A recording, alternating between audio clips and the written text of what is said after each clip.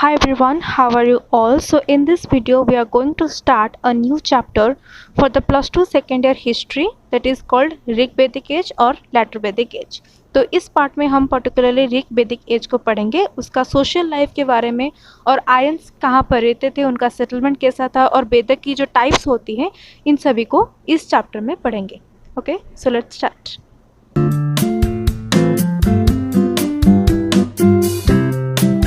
Okay, so the first thing we are going to study is Veda.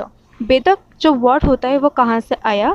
So the term Veda has been derived from the Sanskrit word, okay, जिसका meaning होता है knowledge. Sanskrit word वेद से आया है ये word and उसका meaning होता है नॉलेज और टू नो, कुछ चीज़ों के बारे में जानना, क्या इसका मीनिंग होता है Veda. So creators of Vedas को बोला जाता है आर्यंस को। Aryans are regarded as the creator of Vedas. अब वेद की डिवीजन पे आते हैं। There are 4 types of Vedas, Rig Veda, Sama Veda, Yajurveda and Atharva Veda. तो इन चारों का भी अदर डिवीजन है, तो पहले इन चारों को आपको याद रखना है। Other name of Veda is called Smriti, okay, because Smriti का मीनिंग होता है जिस चीज़ों को हम लिसन करके और सुन के याद रखते हैं उनको हम बोलते हैं स्मृति। तो वेद जो होता है उसको हम सुन के याद रखते हैं, that's why this is called Smriti. The other name of Veda is called Smriti. Okay, now going to the different types of Veda, that is Rig Veda, Sama Veda, इन सबको थोड़े डिटेल में जानते हैं। सो पहला है Rig Veda. Rig Veda consist of 10 mandalas, 64 adhyayas, 1028 suktas and 10,552 mantras. Okay, ये आपका शॉर्ट क्वेश्चन में आ सकता है, तो आपको इसको अच्छे से याद रखना होगा। ओके, अब ऋग वेद में क्या डिस्क्राइब किया गया है?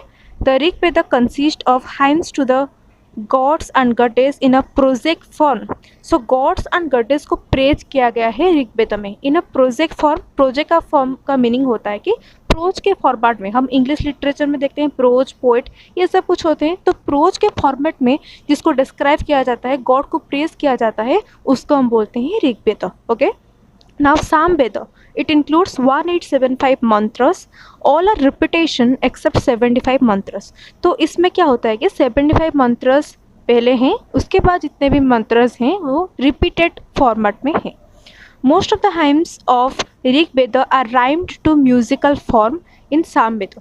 तो ऋग वेद में जितने भी सारे जो hymns थे उसको पोएम के हिसाब से लिखा गया है साम वेद में। So that's the only difference between Rig Veda and Sama Veda is that this is written in Rig Veda को लिखा गया है प्रोज के फॉर्मेट में, बट साम वेद जो है वो पोएटिक फॉर्मेट में लिखा गया है। So that represents the hymns of Rig Veda in poetic form. Okay, that's the difference between Rig Veda and Sama Veda. Okay, now Yajurveda की बात करते हैं। It is divided into black Yajurveda and white Yajurveda. Black का मीनिंग होता है कृष्ण यजुर्वेद एंड व्हाइट को अदर नेम से बोला जाता है सूक्त।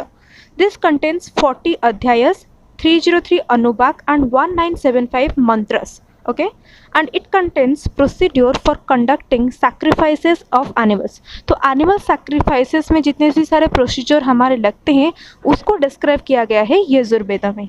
Okay, now going to the Atharva Veda. Atharva Veda को अदरवाइज हम बोलते हैं ब्रह्म वेद, having 20 kandas, 731 suktis with 5977 mantras. This contains facts related to medicine, spells, rituals and life after death. इन सभी के बारे में अथर्व वेद में डिस्क्राइब किया गया है। One important thing to remember is Atharva Veda को अदर नेम से जाना जाता है as Brahma Veda. Okay, now going to the another sub division of Veda. तो अनदर सब डिवीजन को हमने डिवाइड किया है 4 कैटेगरीज में, संहिता, ब्राह्मण, अरण्यक, उपनिषद। संहिता का मीनिंग होता है mantras and prayers written in poetic style. Poetic style में जितने भी सारे मंत्रस एंड प्रेयर्स को लिखा गया है उसको हम बोलते हैं संहिता। ब्राह्मण का मीनिंग होता है सिंपल इंटरप्रिटेशन ऑफ वैदिक हाइम्स। वैदिक जो हाइम्स होते हैं उसको सिंपल इंटरप्रिटेशन को हम बोलते हैं ब्राह्मण। आरण्यक का मीनिंग होता है, आरण्य का आपको इस वर्ड से समझ आ रहा है अरण्य, अरण्य का मीनिंग होता है forest. So that's refers to forest book और philosophical genesis of Veda. Upanishad हमारा 4th पॉइंट में आता है, that deal with complex issues like soul, life, mysterious evolution of earth. इन सारे जो प्रॉब्लम्स होते हैं, इश्यूज होते हैं, वो हमारे आते हैं उपनिषद पर। Okay, now moving to the division of Vedic literature. जैसे ही हमारा डिवीजन ऑफ वेद था, ये हमारा वैदिक लिटरेचर का 4 डिवीजन है। आयुर्वेद, धनुर्वेद, गंधर्व वेद एंड शिल्प वेद। इन सबको सिर्फ आपको एक बार रिमाइंड रखना है। ओके, ये आपका एग्जाम में भी आ सकता है। Now going for the division of Vedic description, ये हमारा था वैदिक लिटरेचर, ये है हमारा वैदिक डिस्क्रिप्शन। इन दोनों के बीच कंफ्यूज नहीं होना है। ओके, तो वैदिक डिस्क्रिप्शन जो है हमारा 6 कैटेगराइज्ड है, शिक्षा, कल्प, व्याकरण, निरुक्त, छंद, ज्योतिष। ये है हमारे 6 division of Vedic description. Now going to the settlement of Aryans. So Aryans कहाँ पर यूजुअली रहते थे? So Aryans began their settlement in the Sapta Sindhu region, which roughly corresponds to the present Punjab, Kashmir, Sindh, Kabul, Kandahar. तो इन सभी जो प्लेसेस अभी के हैं वो पहले सप्त सिंधु रीजन के नाम से जाने जाते थे। जो पंजाब, कश्मीर, सिंध, ये सारे जो प्लेसेस थे वो सप्त सिंधु रीजन बोले जाते थे। And Aryans started settled there. So Aryans का पहला सेटलमेंट कहाँ था? Sapta Sindhu region. Okay, this area is known as Brahmavarta. Okay, so इस एरिया को क्या बोला जाता था? ब्रह्मवर्त। तो अर्ली नेम जो था आर्यन सेटलमेंट का, उसका नाम था ब्रह्मवर्त। दैट ले between 2 reverse, Sutlej and Yamuna. तो उनके बीच 2 रिवर्स थे, एक सुतलेज था, एक यमुना था। इनके बीच में एक रीजन था सप्त सिंधु, वहाँ पर रहते थे आर्यंस पहले। फिर क्या हुआ? Gradually they occupied the whole north India. तो वो धीरे धीरे एक्सपांड होंगे, तो एक्सपांड होकर उन्होंने पूरा नॉर्थ इंडिया को कवर कर लिया, from the Himalayas to Vindhyas, ये सभी पार्ट को उन्होंने कवर कर लिया। And from the western sea to the east, ये सभी जो पार्ट था, this total entire land is came to be known as Aryavarta. Okay, पहले इसको बोला जाता था ब्रह्मवर्त, फिर ये एक्सपांड होकर बन गया Aryavarta. Okay, this is you have to remember. Now आते हैं social life of the people during Rig Vedic age. ये आपका 7.5 मार्क क्वेश्चन है, ये आपका पूरा आ सकता है एग्जाम पे। तो पहला पॉइंट आता है हमारा फैमिली और ड्वेलिंग हाउस, ऐसे ही बहुत सारे पॉइंट्स आते हैं। तो पहले हम डिस्कस करते हैं family. The Vedic Aryans have developed a healthy family chain. तो उनके बीच एक बहुत ही अच्छी स्ट्रॉन्ग फैमिली बॉन्ड थी। कूड़ा was the smallest unit which included all members living under one single roof. एक सिंगल रूफ के अंडर जितने भी लोग रहते थे उनको बोला जाता था कूड़ा। जो अभी के लैंग्वेज में हम बोलते हैं घर, जो घर को उस टाइम पे बोला जाता था कूड़ा। एक रूफ के अंडर जो भी फैमिली मेम्बर्स रहते थे वो उसके मेम्बर्स होते थे। Okay, family was based on patriarchal system. Patriarchal system का मीनिंग होता है जिस फैमिली में फादर को डोमिनेट किया जाता है, मतलब head of the family will be father, उसको हम बोलते हैं patriarchal family. Family was based on patriarchal system, that means father dominated the family, father was the head of the family. He was known to be Kulapa, Kulapati and गृहपति। जो father होते थे उनको बोला जाता था Kulapa, Kulapati and Grihapati. Okay, now joint family system was an important feature of Vedic society. Vedic society में joint family system था, एक घर में बहुत सारे फैमिली जॉइंट होकर भी रहते थे। जो अभी के टाइम में भी है वो पहले भी हुआ करता था during the time of Aryans. Okay, now moving to the dwelling house. They lived in villages और lived in the houses built by clay, bamboo और वुड। तो वो विलेज में यूजुअली रहते थे एंड उनका जो घर था वो बनता था क्ले, बाम्बू और would say. Okay, now each house had a fire place. सभी घरों में एक फायर प्लेस होता था जो कि रिचुअल्स के लिए होता था या फिर सैक्रिफाइसेस करने होते थे। उनके टाइम में एनिमल सैक्रिफाइस या फिर बर्ड सैक्रिफाइस ये कॉमन था, तो घर घरों में सैक्रिफाइसेस, रिचुअल्स ये सारे कंडक्ट होते थे। तो फायर प्लेस इन सभी चीज़ों के लिए और फिर कुकिंग के लिए भी यूज़ किया जाता था। Okay, now house consisted of a drawing room, bedroom and dressing room. तो उनका जो हाउस था वो ड्राइंग रूम होता था, उसमें बेडरूम होता था, ड्रेसिंग रूम लेडीज़ के लिए होता था and a separate bedroom for the head of the family. जो उनके हेड ऑफ द फैमिली है फादर, उनके लिए एक सेपरेट बेडरूम भी हुआ करता था। Okay, now going to the food and drink. वो किस टाइप के फूड एंड ड्रिंक को कंज्यूम करते थे?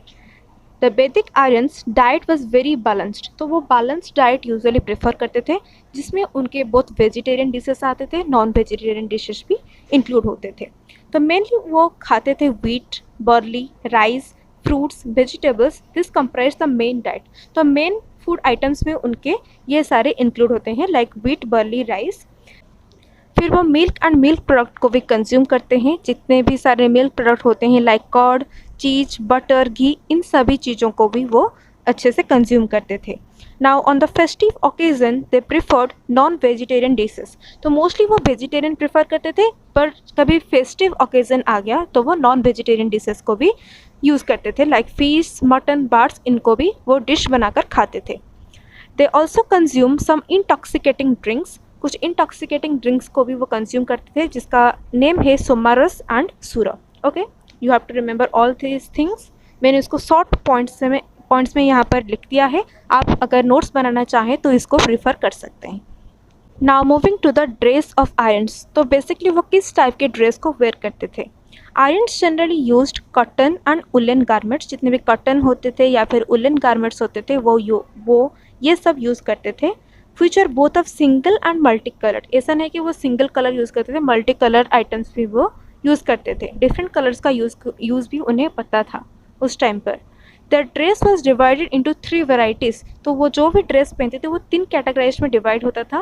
पहला है निवी और निवी भाषा, सेकेंड है भाषा और परिधान, थर्ड है आदि भाषा। ओके, निवी और निवी भाषा को जानते हैं। निवी और निवी भाषा में इंक्लूड होता है used for the lower part of the body, जो हमारे लोअर पार्ट ऑफ बॉडी में जो हम पहनते हैं, लाइक जीन्स आ गया, कोई पैंट आ गया, तो वो उनके लैंग्वेज में बोला जाता था निवी और निवी भाषा। फिर आते हैं भाषा और परिधान, used for the upper part of the body. Upper part of the body के लिए हम जो भी पहनते थे वो उनके लैंग्वेज में बोला जाता था परिधान और भाषा, राइट। अब हेड ड्रेस, हेड में जो वो ऑर्नामेंट्स पहनते थे, जो ड्रेस पहनते थे, उसको बोला जाता था आदि भाषा और अटका। The rich people were more attractive, क्यों रिच पीपल अट्रैक्टिव थे, क्योंकि उनके पास पैसा बहुत था, तो वो बहुत कुछ अदर ऑर्नामेंट्स और हाई क्वालिटी ड्रेसेस को भी पहनते थे, राइट। अब ऑर्नामेंट्स की बात करते हैं। Both men and women are fond of ornaments which are made up of gold, carat and semi precious stones, तो इस सभी से बनता था उनका ऑर्नामेंट्स, जो both men and women use करते थे। Ornaments were worn on various parts of the body, like ear, nose, wrist, neck, सभी बॉडी पार्ट्स में वो गोल्ड का यूज़ करते थे और जो भी ऑर्नामेंट्स होते थे उनका यूज़ करते थे। Man use to grow moustache और बियर्ड, ओके, बट लेडीज़ क्या करती थी, they use to decorate their hair with floral birds. They also used खुरा और razor with handle and used, खुरा यूज़ करते थे men for the shaving of their beard and used so made up of leather. Then वो shoe भी use करते थे जो हमारे लेदर से बनता था, राइट। ये आगे हमारे ऑर्नामेंट सेक्शन। फिर आते हैं रिक्रिएशन और अम्यूज़मेंट। रिक्रिएशन और अम्यूज़मेंट का मीनिंग होता है वो अपने टाइम पास के लिए और उनकी जो एन्जॉयमेंट के लिए वो क्या करते थे। Aryans use to spend the leisure and refreshing time in various ways, बहुत सारे वेज में वो अपना टाइम स्पेंड करते थे। As they lived in village they were fond of outdoor games, तो वो विलेज में रहते थे तो उनके लिए फॉन्ड था आउटडोर गेम्स। आउटडोर गेम्स का मतलब है लाइक गैम्बलिंग आ गया, रेसिंग, चैरियट रेसिंग, हंटिंग, वार डांसेस। अभी के टाइम की जैसा क्रिकेट वगैरह तो वहाँ पर नहीं था, तो वो ये सारे जितने भी गेम्स होते थे वो खेलते थे। Along with that, singing and dancing, they played various musical instruments. तो singing and dancing भी करते थे, उसके साथ भी बहुत सारे musical instrument को भी play करते थे, like flute, lute, drums, इन सभी को भी वो use करते थे for their pastimes और enjoyment. Okay? So this is all about the social life of the Rig Vedic age. इसके बाद में हम उनकी other life के बारे में भी पढ़ेंगे. So for this, thank you so much.